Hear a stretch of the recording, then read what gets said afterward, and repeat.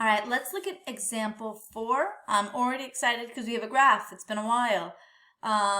We have G is differentiable, which means it is continuous and smooth. So we got our continuity, and we're on a closed interval. So we have the two requirements for our EBT to be in place. The graph of G prime, the derivative is given below. At which x value does the graph have its absolute maximum? So right off the bat, we don't have the original function G. So we can't really use the candidates test, which is what I told you we needed to do, and not the first derivative test, but all they've done is give me the first derivative. But this is okay, because this question didn't ask us to find both the absolute max and absolute min. It has only asked us to find the absolute maximum. So my guess is this will probably be like the situation I talked about with a parabola. If we have decreasing to increasing and our closed intervals on either side of it, I know where the minimum is. I may not know which of the sides is the maximum, but I know where the minimum is. And so that's probably the case here. Let's go ahead and look and see what we know. From our graph of G of prime, we can see our G prime graph is above the x-axis from 0 to 4. That means my G graph, I'll just go ahead and do a little sketch off to the side, my G graph is increasing, right?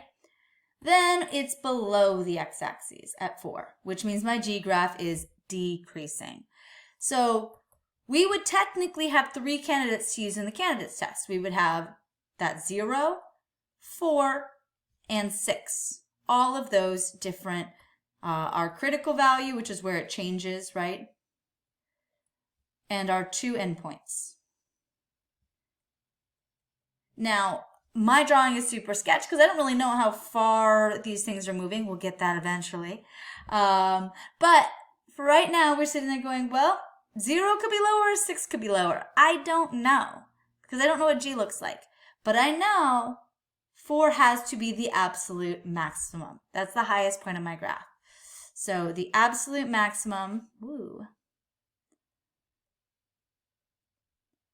happens at x is equal to 4 because the function G is increasing. Oof. Come on now. You can write. I believe in you. Okay. I'm going to kill something. Switch it to the eraser for a second. Switch it back. Increasing from 0 to 4 and decreasing from 4 to 6. See my beautiful drawing. Now, notice here I didn't write down things about like f prime being or g prime being positive and negative because that makes it feel like I used the first derivative test, and I want to make sure that the reader knows I used the first derivative, but it wasn't the first derivative test that gave me all of this information.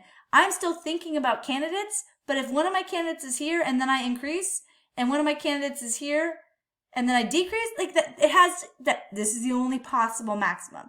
So a sketch here really helps the reader understand why I've decided to say 4 is a maximum without more information. There's definitely more work to communicate than just using the candidates test and plugging into the original value.